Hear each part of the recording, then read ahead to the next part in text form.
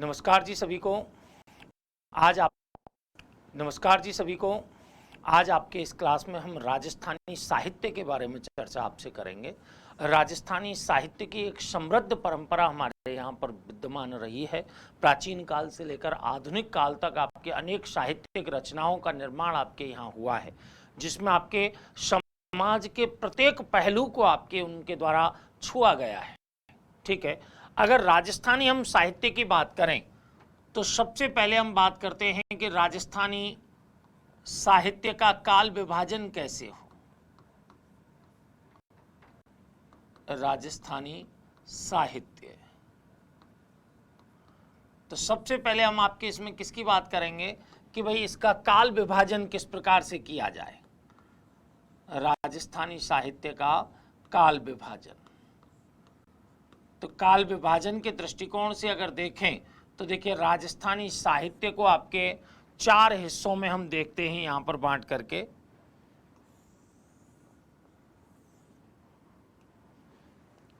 एक तो आपके कौन सा है कि भाई प्राचीन काल है।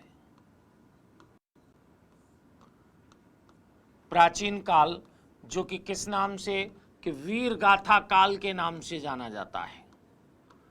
वीर गाथा काल। अगर इसका समय काल देखा जाए तो 1050 से लेकर 1550 ईस्वी तक कौन सा रहता है, वीर गाथा काल है। अब आपको ये कालक्रम देख करके ही इस बात का एहसास होता है हमें कि यह वह समय है जब आपके भारत पर विदेशी आक्रांताओं के आक्रमण आपके निरंतर हो रहे हैं। तो इस समय जो आपके साहित्य रचनाएं की गई हैं, उन साहित्य रचनाओं में हमारे यहाँ के जो योद्धा हैं, उन योद्धाओं के वीरोचित कार्यों का वर्णन किया गया है। वीरोचित कार्यों का वर्णन किया गया है। जैसे अगर इस काल की आपके एक प्रमुख रचना देखी जाए तो श्रीधर व्यास का आपके कौन सा है, रणमल छंद है। श्रीधर व्यास का रणमल छंद किस काल की प्रमुख विशेषता के रूप में है, वो प्रमुख साहित्यिक रचना के रूप में है कि वह प्राचीन काल की वीरगाथा काल की प्रमुख रचना के रूप में रणमल छंद देखने को मिलता है। ठीक है। अब देखिए अगर हम देखें कि दूसरा आपके कौन सा है, एक तो प्राचीन काल हो गया, दूसरा आपके देखें पूर्व मध्यकाल। पूर्व मध्यकाल। पूर्व मध्यकाल आपके किसका, भक्ति काल का समय है। भक्ति काल का समय है।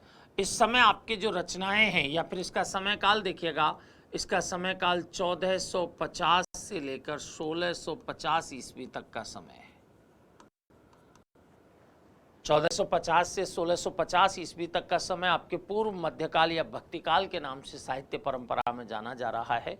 इसके अंतर्गत अगर देखा जाए तो इस समय आपके भक्ति की दो तरह की आपकी सगुण भक्ति धारा और निर्गुण भक्ति धारा, दोनों ही धाराएं आपके यहाँ पर प्रवाहमान हैं।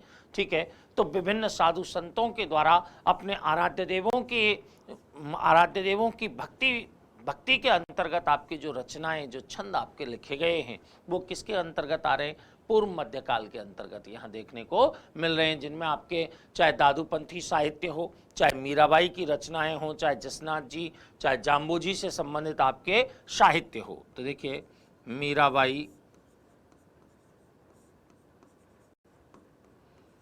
जसनाथ जी, जाम्बो जी,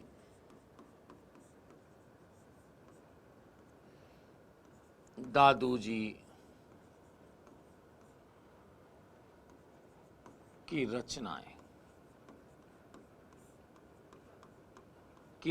कहिए या इनसे संबंधित रचनाएं कहिए, वो किसके अंतर्गत आ रही हैं, पूर्व मध्यकाल के अंतर्गत देखने को मिल रही हैं। तीसरा आपके महत्वपूर्ण काल है वो है आपके उत्तर मध्यकाल, जो श्रृंगार रीति और नीतिपरक काल के नाम से जाना जाता है। तो उत्तर मध्यकाल,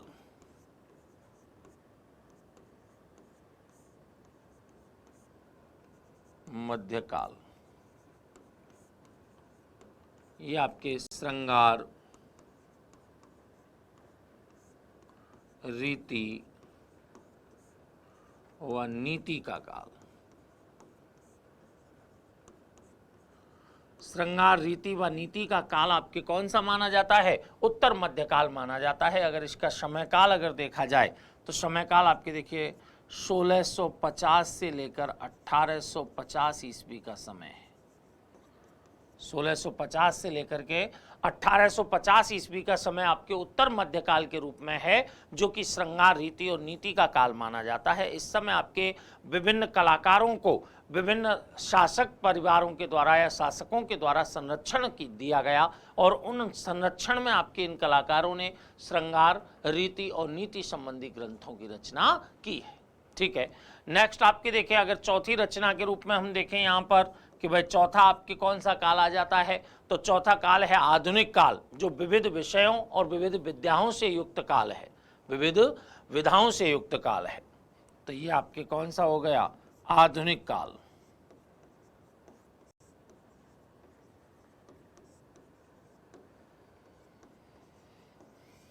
विविध विषयों से संबंधित।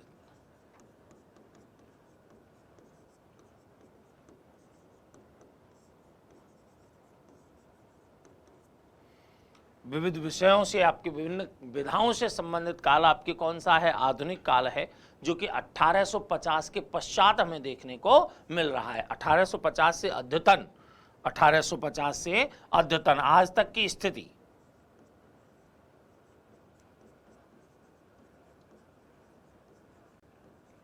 तो चार हिस्सों में हमने आपके राजस्थानी साहित्य का काल विभाजन किया है। एक प्राचीन काल हो गया, एक पूर्व मध्य काल हो गया, एक उत्तर मध्य काल है, एक कौन सा है?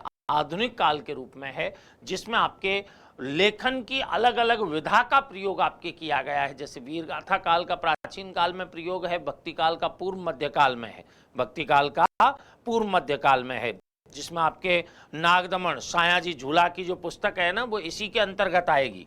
कौन सी है? नागदमन, सायाजी झूला। सायाजी झूला की आपकी रचना कौन सी है? नागदमन। वो किसके अंतर्गत है? पूर्व मध्यकाल के अंतर्गत है। उसी प्रकार आपके देखें उत्तर मध्यकाल है, इसमें आपके विभिन्न कवियों के द्वारा अपने शासकों के संरक्षण में रचनाओं को लिखा गया है।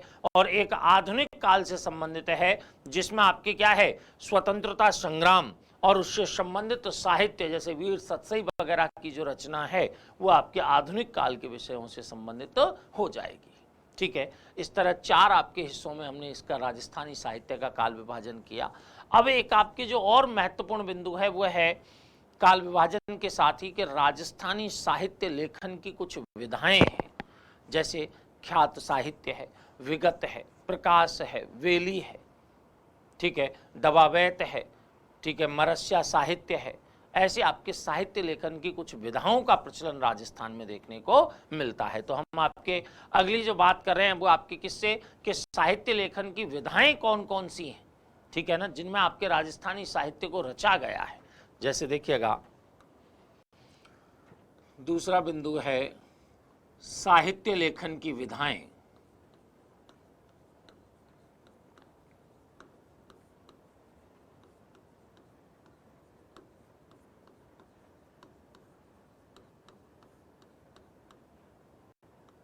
साहित्य लेखन की विधाएं कि भाई राजस्थानी साहित्य के लेखन से संबंधित आपकी कौन कौन सी विधा का आपने यहाँ पर प्रचलन देखने को मिल रहा है। इनमें आपके देखिए सबसे महत्वपूर्ण विधा जो है वो आपकी कौन सी है? ख्यात लेखन है। जो मध्य राजस्थानी भाषा है वो आपके ख्यात साहित्य है, उसको समृद्ध बनाने का काम करती है। अब ख्यात जो साहित्य लेखन की विधा है ये होती क्या है कि भाई ख्यात साहित्य के अंतर्गत आपके क्या आता है कि राजाओं और उनके आपके राजाओं के सम्मान में उनकी सफलताओं इत्यादि को आपके एक विवरणात्मक तरीके से आपके प्रस्तुतिकरण किसके अंतर्गत? ख्यात के अंतर्गत किया जाता है। ये इतिहास परक रचनाएं होती हैं। कैसी रचनाएं होती हैं? ये इतिहास परक रचनाएं।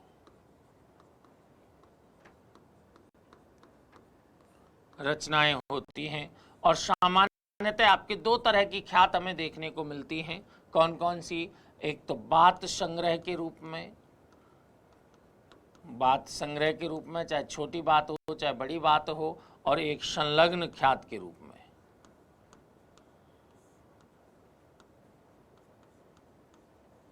संलग्न ख्यात में आपके क्या होता है, क्रमानुसार इतिहास दिया हुआ रहता है, क्रमानुसार इतिहास।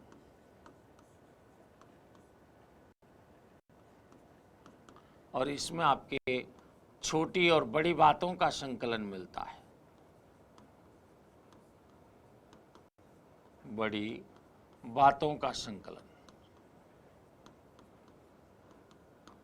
छोटी और बड़ी बातों का संकलन किसके अंतर्गत मिलता है? हमें ख्यात साहित्य के अंतर्गत मिलता है। मैंने बताया कि इसमें शासक से संबंधित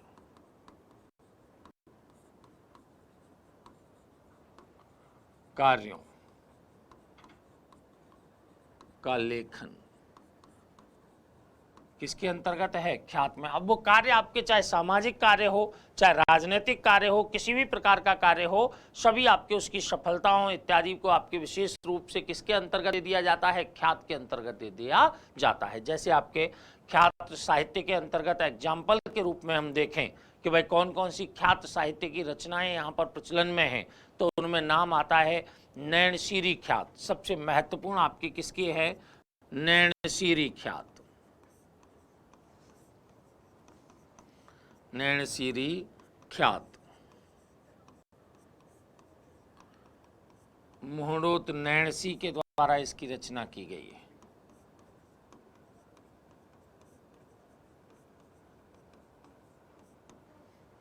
इसमें मिलता क्या है? मारवाड़ से संबंधित जानकारी।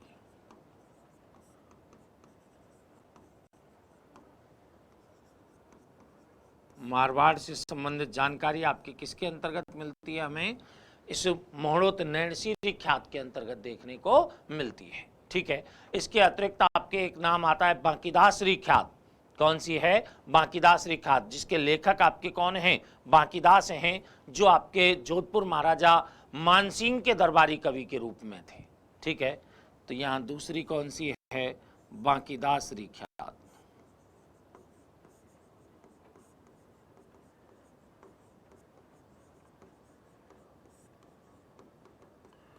बांकीदास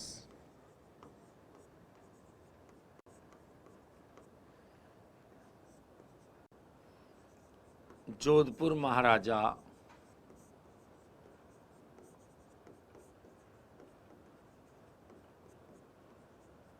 मानसिंह के दरबारी। और ये आपके किनके? जोधपुर महाराजा जसवंत सिंह के दरबारी, जसवंत सिंह प्रथम के दरबारी। जो मोहड़ोत नैणसी हैं वो जसवंत सिंह प्रथम के दरबारी हैं।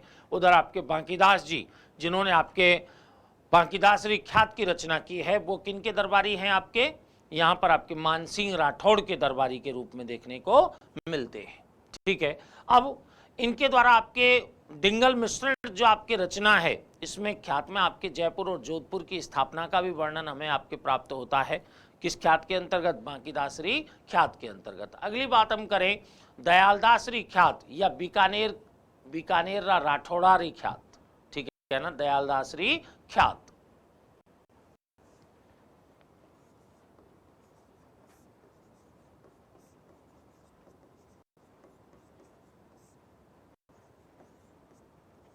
ख्यात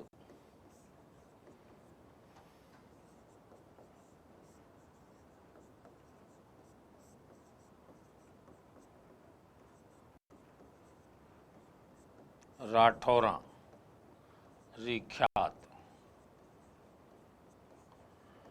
दयालदासरी ख्यात, इसको बीकानेर राठौरारी ख्यात के नाम से भी जानते हैं, जिसकी दयालदास शनायच के द्वारा आपके रचना की गई है। किसके द्वारा? दयालदास शनायच।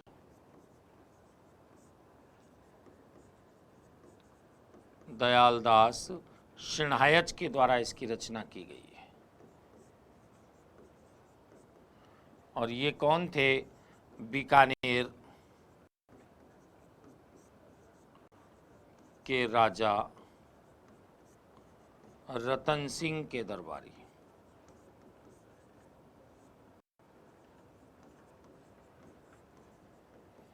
बीकानेर के राजा रतन सिंह के दरबारी आपके कौन रहे हैं? ये दयालदास शिणायच रहे हैं, जिनके द्वारा आपके दयालदास ऋख्यात की रचना की गई है। ठीक है, ऐसे एक मुनियार ऋख्यात का नाम आता है। कौन से? मुनियार ऋख्यात। मुंडियार ऋख्यात। मुनियार ऋख्यात को हम आपके राठौरा ऋख्यात के नाम से भी जानते हैं। किस नाम से जानते हैं? राठौरा ऋख्यात के नाम से भी जानते हैं। बताते हैं आपके कि जो मुनियार है, ठीक है, मुनियार आपके नागौर का ही एक ठिकाना है। नागौर के अंतर्गत ही मुनियार आपके एक ठिकाना है, जिसकी आपके नागौर के चारण कवियों के द्वारा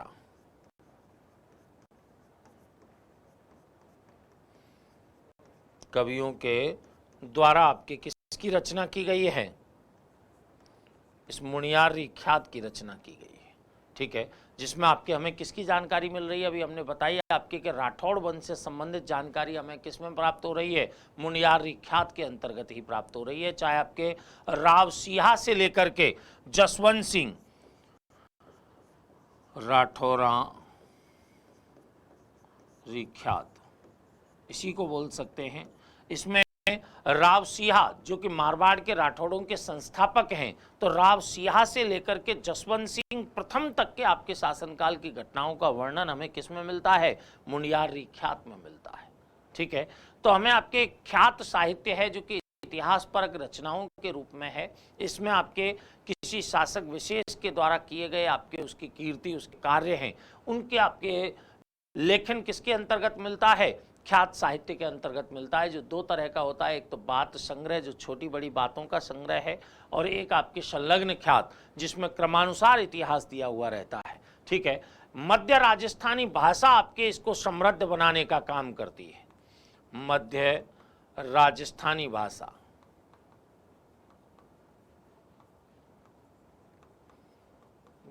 ने इसे समृद्ध बनाया है।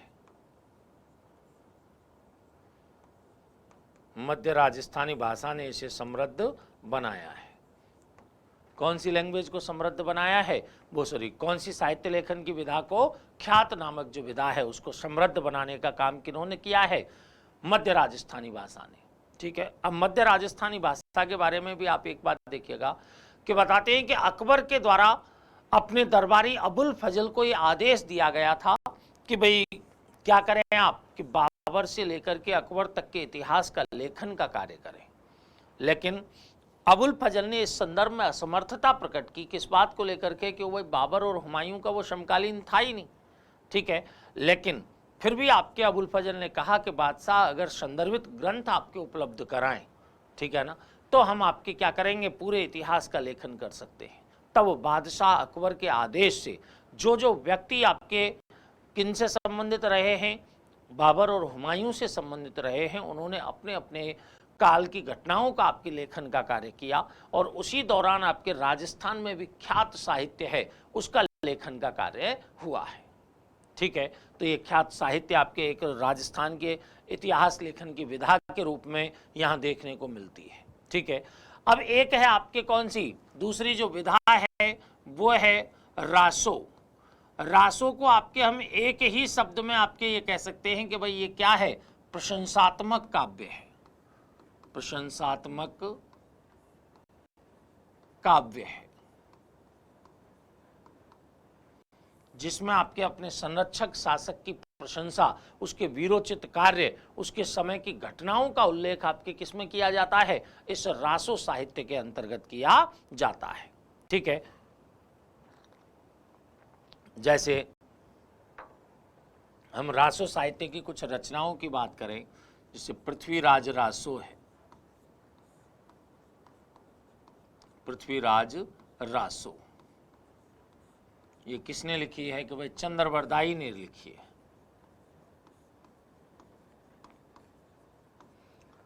और जलहण ने पूरा किया है, जलहण ने पूरा किया। अब इसमें हमें आपके क्या मिलता है? चंद्रबरदाई की पृथ्वीराज रासो में इसमें पृथ्वीराज चौहान के वीरोचित कार्यों का वर्णन हमें प्राप्त होता है। किसके अंतर्गत? चंद्रबरदाई की पृथ्वीराज रासो के अंतर्गत, क्योंकि चंद्रबरदाई स्वयं आपके पृथ्वीराज चौहान के दरबारी कवि के रूप में थे। तो रासो साहित्य की एक उत्कृष्ट रचना है आपके, कौन सी? पृथ्वीराज रासो। दूसरी हम बात करें आपके यहाँ पर, तो वो है आपके विशलदेव रासो, जो नरपति नाल्ल की रचना है। कौन सी है? विशलदेव रासो।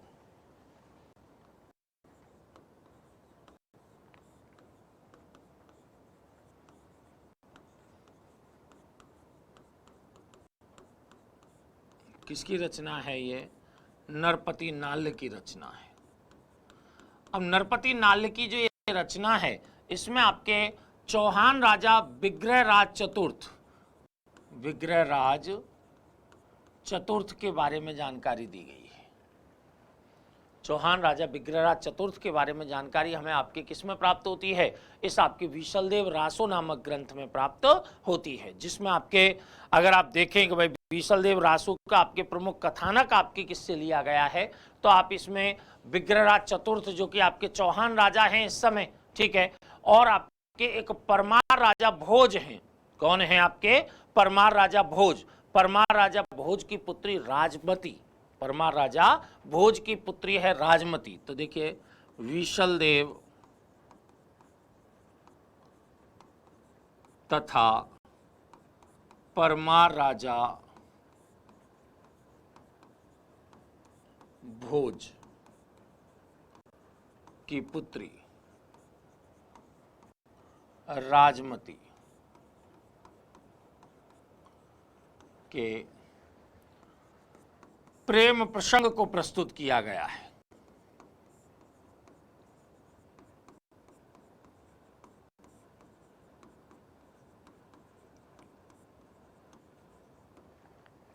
विशलदेव रासो जो कि नरपति नाल्ल की रचना है, इसमें आपके किसको? चौहान राजा विग्रहराज चतुर्थ, जिन्हें आपके विशलदेव के नाम से भी जानते हैं, और आपके परमार राजा भोज की पुत्री है राजमती, उनके प्रेम प्रसंग का वर्णन आपके इसमें किया गया है। एक रचना आप देखें खुम्माण रासो। कौन सी है? खुम्माण रासो। खुम्माण रासो आपकी किसकी है? दलपत विजय की रचना है।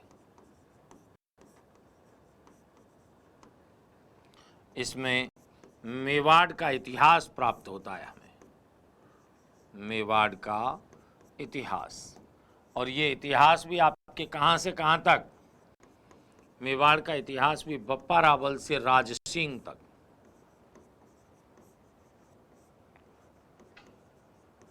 बप्पा रावल से राज सिंह तक, यानी मेवाड़ के शासकों के द्वारा जो मुगल विरोधी कार्य किए गए हैं, ठीक है, मुगल विरोधी कार्य किए गए हैं, उन मुगल विरोधी कार्यों का उल्लेख हमें आपके किस में प्राप्त होता है? खुम्माण रासो नामक ग्रंथ में प्राप्त होता है। एक है आपके कायम खां रासो। कायम खां रासो आपके किसकी? जान कवि, जिन्हें न्यामत खां के नाम से भी जानते हैं, उनकी रचना मानी जाती है। कायम खां रासो।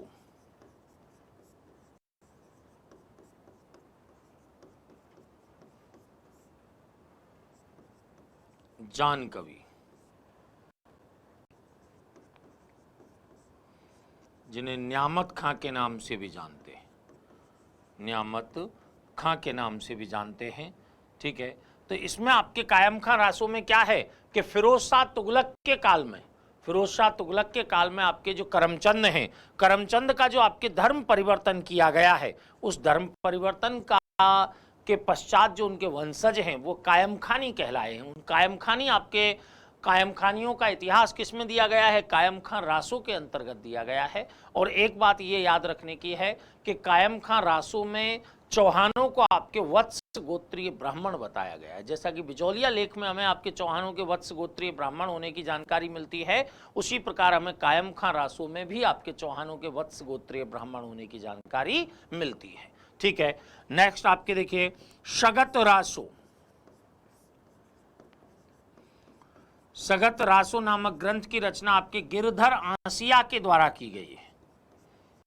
गिरधर आसिया के द्वारा आपके कौन सा ग्रंथ लिखा गया है? सगत रासो नामक ग्रंथ लिखा गया है। और इस सगत रासो नामक ग्रंथ में आपके किसकी बात है? सगत रासो नामक ग्रंथ में आपके देखिए शक्ति सिंह, प्रताप के भाई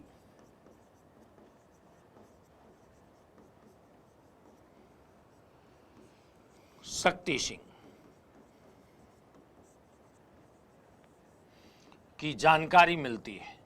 और क्या मिलता है? शक्ति सिंह की जानकारी के अतिरिक्त आपके इसी में देखा जाए तो प्रताप तथा शक्ति सिंह के मध्य जो संबंध हैं और शक्ति सिंह के जो वंशज हैं उनकी जानकारी हमें आपके सगत रासो नामक ग्रंथ से प्राप्त हो जाती है। किस ग्रंथ से? सगत रासो नामक ग्रंथ से प्राप्त होती है। एक आपके ग्रंथ है प्रताप रासो।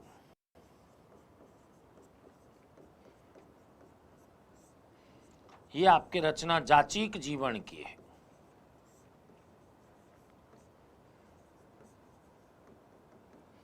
इसमें अलवर के प्रताप सिंह के बारे में जानकारी दी गई है। अलवर के प्रताप सिंह से संबंधित है।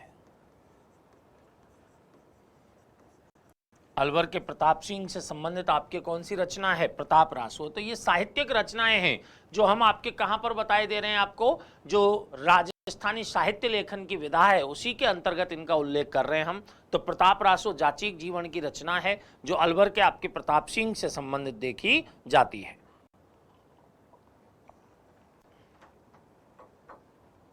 उसी प्रकार आप देखें हम्मीर रासो है। हम्मीर रासो, हम्मीर रासो नामक जो रचना है वो जोधराज और सारंगधर की रचना है। जोधराज और सारंगधर की रचना है। इस आपके हम्मीर रासो के अंतर्गत देखें कि अलाउद्दीन खिलजी व हम्मीर देव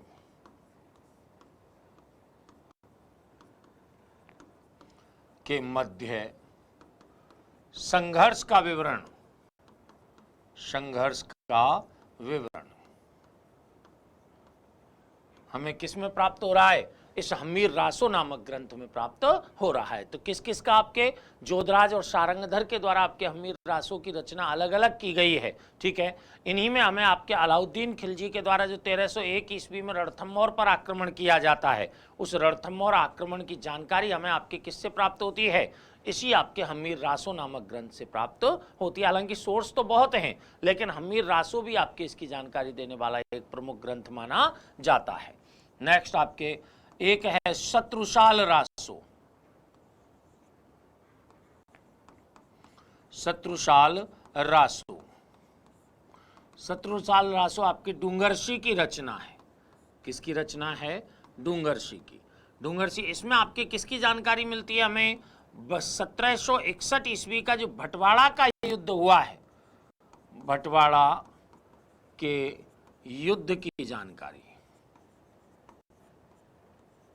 युद्ध की जानकारी।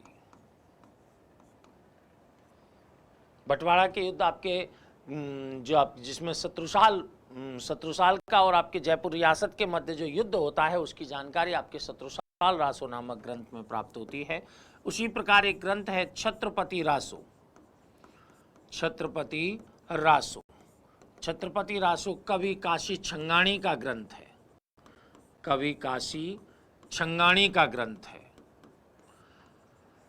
कवि काशी छंगाणी के छत्रपति रासो नामक ग्रंथ में हमें 1644 ईस्वी की मतीरे की राड की जानकारी, मतीरे की राड की जानकारी, मतीरे की राड की जानकारी हमें आपके कहां से प्राप्त हो गई? छत्रपति रासो नामक ग्रंथ से प्राप्त हो गई। ठीक है ना, जो कि आपके किसका है? कवि काशी छंगाणी का आपके प्रमुख ग्रंथ है।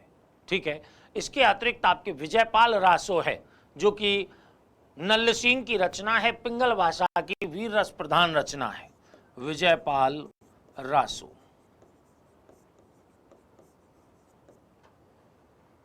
विजयपाल रासो नल्ल सिंह की रचना है, पिंगल रचना है ये, और इसमें करौली राज्य का इतिहास दिया हुआ है। करौली राज्य का इतिहास आपके हमें कहां से प्राप्त हो रहा है? विजयपाल रासो नामक आपके ग्रंथ से प्राप्त हो रहा है। तो विजयपाल रासो नल सिंह की रचना हो गई। ठीक है, इसके अतिरिक्त रतन रासो है, वो कुंभकर्ण की रचना है। रतन रासो किसकी है? कुंभकर्ण की, जिसमें आपके जोधपुर, जालौर और राठौड़ वंश का जो इतिहास है उसकी जानकारी आपके दी गई है। हालांकि धर्मत का युद्ध है, चाहे दौलताबाद का घेरा हो जहांगीर के समय का, खुर्रम का आपके अभियान है, उन सब की जानकारी आपके रतन रासो नामक ग्रंथ में दी गई है। तो 11वीं रचना आपके अपनी कौन सी हो जाएगी? रतन रासो, किसकी? कुंभकर्ण की रचना है, की रचना। ऐसे एक ग्रंथ आपके मानचरित्र रासो, मानचरित्र रासो कवि नरोत्तम की रचना है।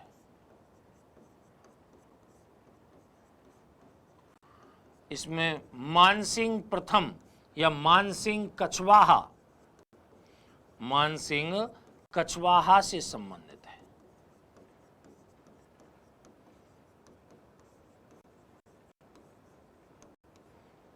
मानसिंह कछवाहा से संबंधित आपकी जानकारी हमें किसमें प्राप्त होता है? मानचरित्र रासो नामक ग्रंथ में प्राप्त हो रही है। नेक्स्ट आपके देखें, एक है राणो रासो। कौन सी है? राणो रासो, जिसकी रचना आपके दयालदास के द्वारा की गई है। ठीक है,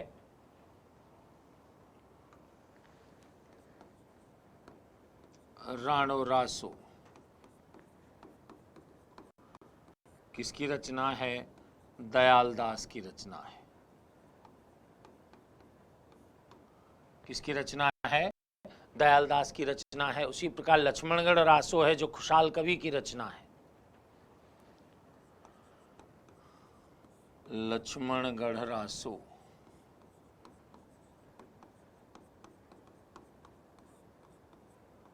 खुशाल कवि की रचना है।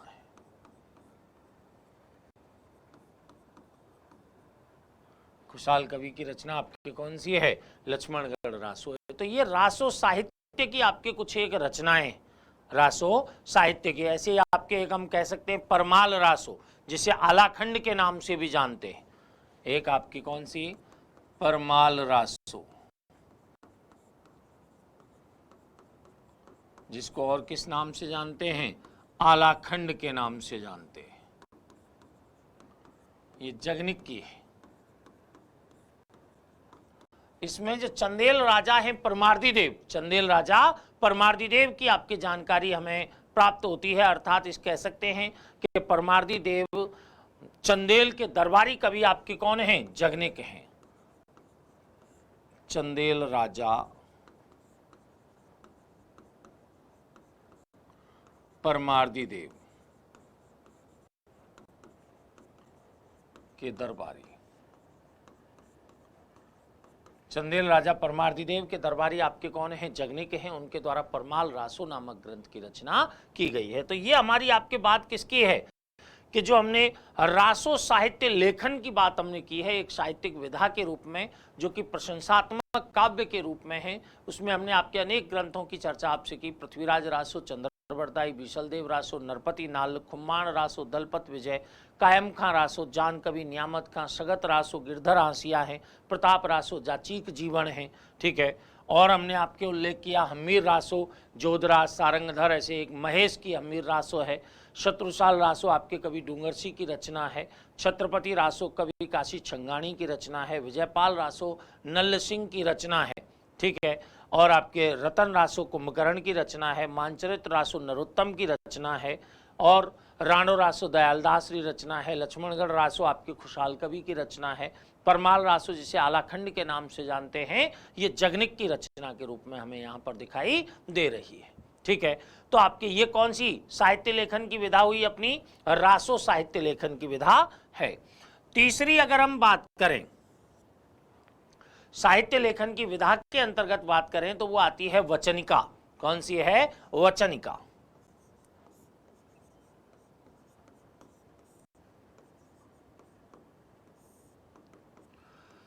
ये गद्य पद्य की तुकांत रचना के रूप में इसे देख सकते हैं। गद्य पद्य की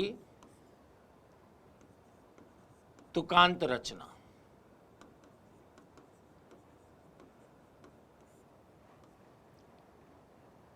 गद्य पद्य की तुकांत रचना के रूप में हम किसे देख सकते हैं? इस आपके वचनिका साहित्य को देखा जा सकता है। जैसे आपके अचलदास खींचीरी वचनिका, शिवदास गार्डन की आपकी पुस्तक है ना अचलदास खींचीरी वचनिका, वो आपके इस साहित्यिक लेखन की विधा के अंतर्गत देखने को मिलती है। जैसे अचलदास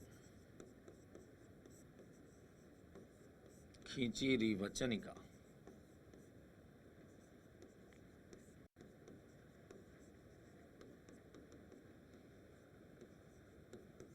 शिवदास गार्डन।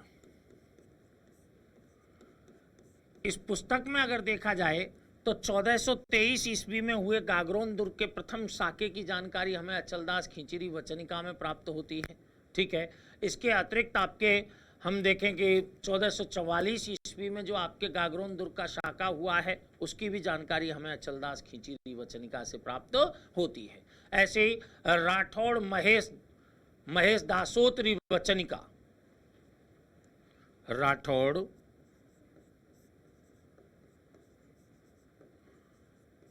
महेश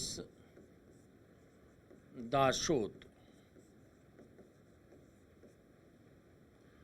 वचनिका, एक वचनिका साहित्य में हम आपके और किसको शामिल कर रहे हैं? राठौड़ महेश दासोत्री आपके वचनिका को शामिल कर रहे हैं, जिसकी रचना की है आपके खिड़िया जग्गा ने। खिड़िया जग्गा या जग्गा खिड़िया के नाम से जिन्हें जाना जाता है, उनके द्वारा आपकी इसकी रचना की गई है। तो वचनिका आपके गद्य पद्य की तुकांत रचनाओं के रूप में, हालांकि इसके अपवाद भी मिलते हैं, ऐसा नहीं है, आपके वचनिका के हमें अपवाद भी प्राप्त होते हैं।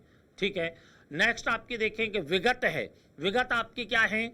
इतिहास परक रचनाएं हैं। विगत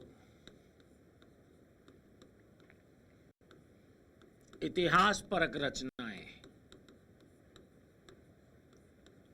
परक रचनाएं हैं।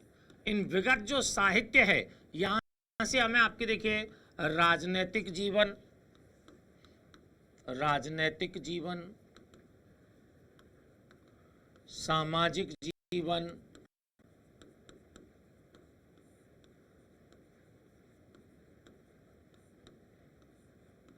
आर्थिक जीवन,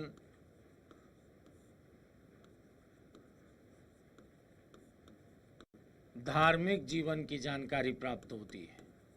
किसी भी काल विशेष की, जिस समय की आपकी कोई विगत रचना है, उसमें आपके संपूर्ण जानकारी हमें प्राप्त हो जाती है।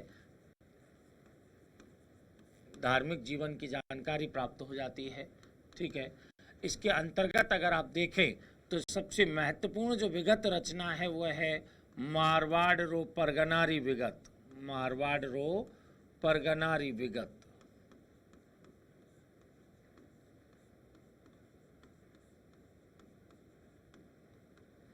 मोहड़ोत नैणसी की रचना है।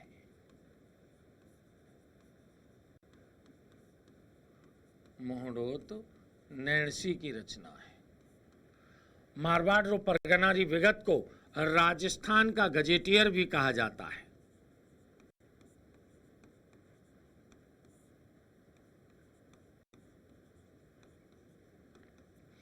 राजस्थान के गजेटियर के नाम से भी आपके मारवाड़ और परगना विगत आपके मानी जाती है, जिसमें आपके मारवाड़ रियासत के प्रत्येक परगने की जानकारी किसमें दी गई है, मारवाड़ और परगना विगत के अंतर्गत दी गई है। तो इतिहास परक रचनाओं में सबसे महत्वपूर्ण स्थान आपके मारवाड़ और परगना विगत का नाम आता है। ठीक है, अगर देखें पांचवा आपके वेली, वेली जो साहित्य रचना है, ठीक है, ये आपके छंदबद्ध रूप में लिखी जाती है। ठीक है, छंदबद्ध रूप में लिखी जाने के कारण ये क्या कहलाई है, वेली आपके कहलाई है। और इसके अंतर्गत धार्मिक और ऐतिहासिक जो विषय वस्तु है उसको शामिल किया जाता है। छंदबद्ध रूप से धार्मिक व ऐतिहासिक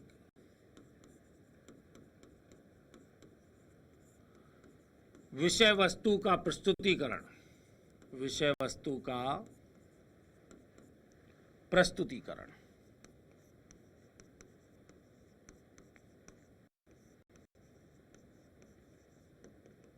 जैसे वेली किशन रुक्मणी री, वेली किशन रुक्मणी री,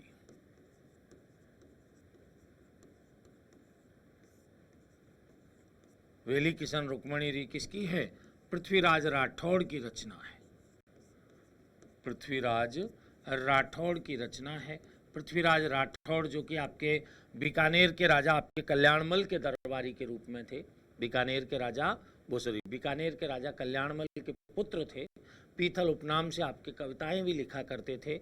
इन्हीं के द्वारा गागरोन के किले में उत्तरी मारवाड़ी भाषा में आपकी किसकी रचना की गई थी, देखिए गागरोन दुर्ग में अकबर ने गागरोन का किला आपकी इनकी जागीर में दिया था, वहीं पर आपके उत्तरी मारवाड़ी बोली में इसकी रचना की गई है। उत्तरी मारवाड़ी में आपकी किसकी रचना की गई है, वेली किशन रुक्मणी जी की। इसी को आपके पांचवा वेद व 19वां पुराण कहा गया है। पांचवा वेद व 19वां पुराण कहा गया है। किसने कहा है, महाकवि दुर्शा आढ़ा के द्वारा, महाकवि दुर्शा आढ़ा के द्वारा। तो महाकवि दुर्शा आढ़ा के द्वारा आपके वेली किशन रुक्मणी री को पांचवा वेद और 19वां पुराण कहा गया है। गागरोन के दुर्ग में आपके उत्तरी मारवाड़ी भाषा में पृथ्वीराज राठौड़ के द्वारा इसकी रचना की जाती है। ठीक है, इसके अतिरिक्त आपके देखें और साहित्य लेखन की विधाओं में दवावैत का नाम आता है।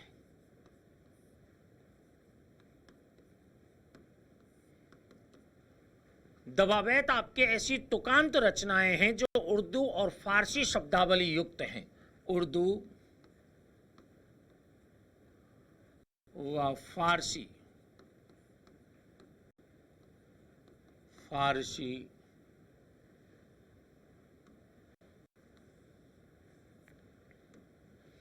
उर्दू व फारसी शब्दावली युक्त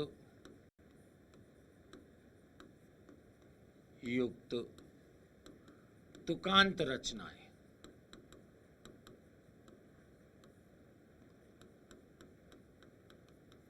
उर्दू फारसी शब्दावली युक्त आपके तुकांत रचनाएं किसमें मानी जाती हैं, दवावैत के अंतर्गत मानी जाती हैं। जैसे अखमाल देवड़ारी दवावैत, जैसे अखमाल देवड़ारी दवावैत,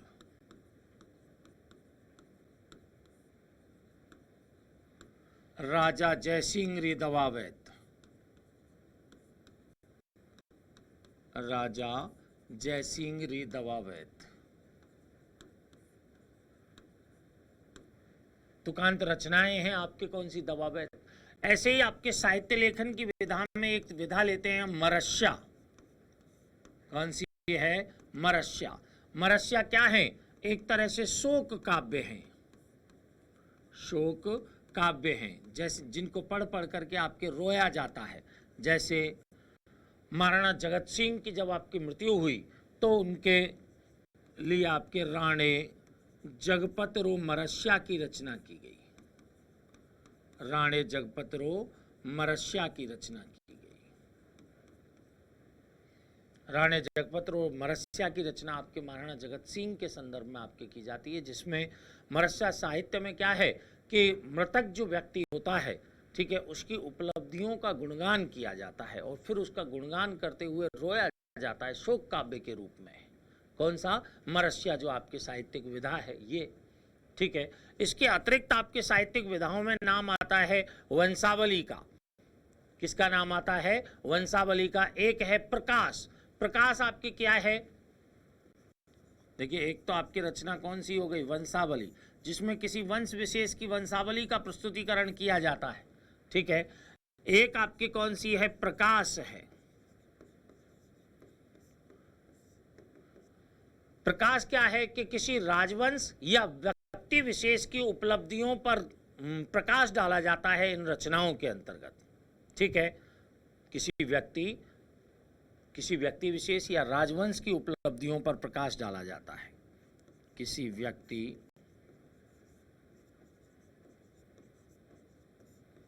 या राजवंश की उपलब्धियों पर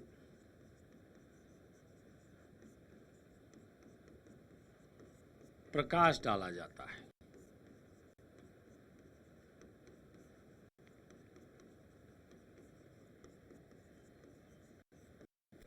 किसके अंतर्गत? जो प्रकाश रचनाएं हैं इनके अंतर्गत। जैसे आपके कौन कौन सी रचनाएं प्रकाश साहित्य के अंतर्गत हमें देखने को मिलती हैं? तो कर्णिदान का सूरज प्रकाश है। कौन सा है? सूरज प्रकाश।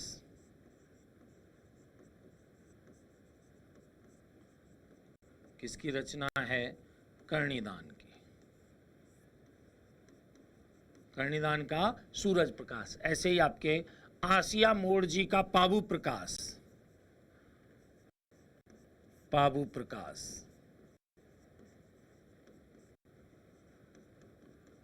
आसिया मोड़ जी।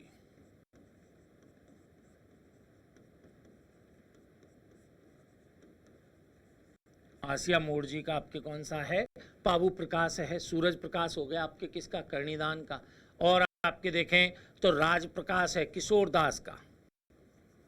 राज प्रकाश किसका है? किशोर दास का।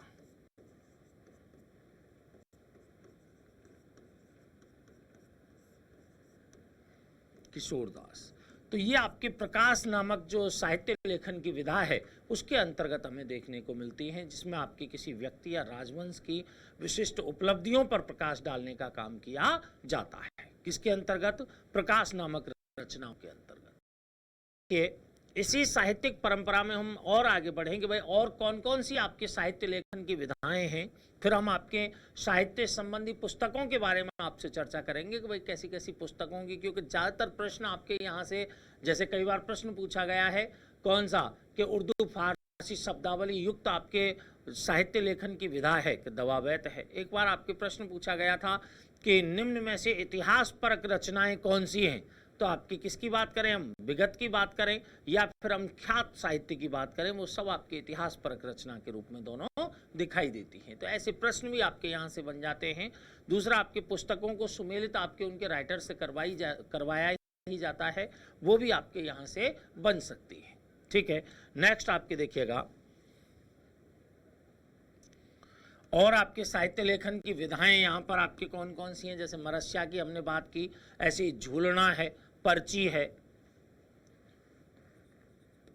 झूलना, पर्ची, ये भी क्या है?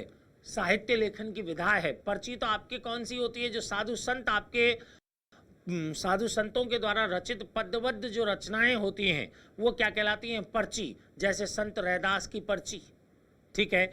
ऐसे ही आपके रूपक है, रूपक है, साखी है,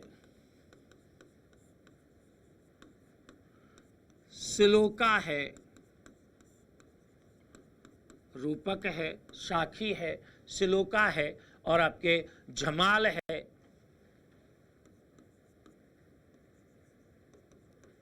जमाल है, जैसे बात है, ये क्या है? सभी साहित्य लेखन की विधाएं हैं।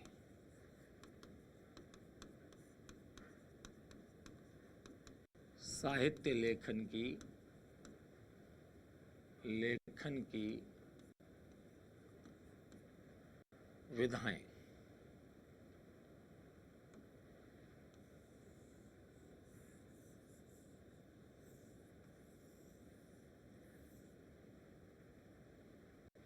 जैसे आपके हमने बताया संत रैदासरी पर्ची,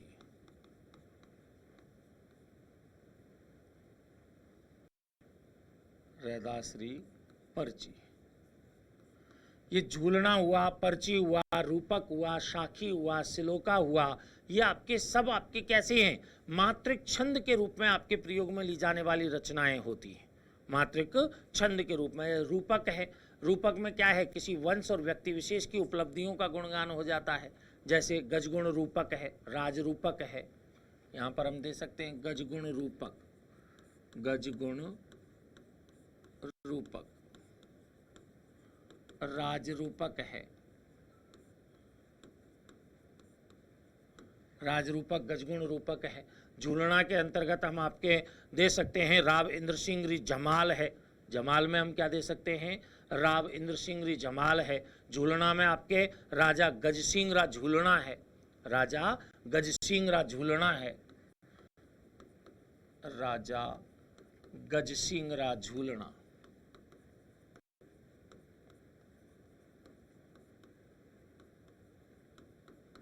ठीक है, तो ये आपके हमारी क्या है?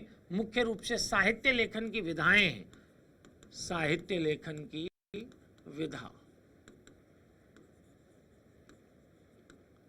लेखन की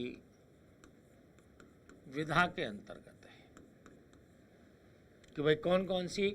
झूलना, पर्ची, साखी, श्लोका, जमाल, बात, मरस्या, ख्यात, विगत, ये सब आपके साहित्य लेखन की विधाओं के अंतर्गत देखने को मिलती है।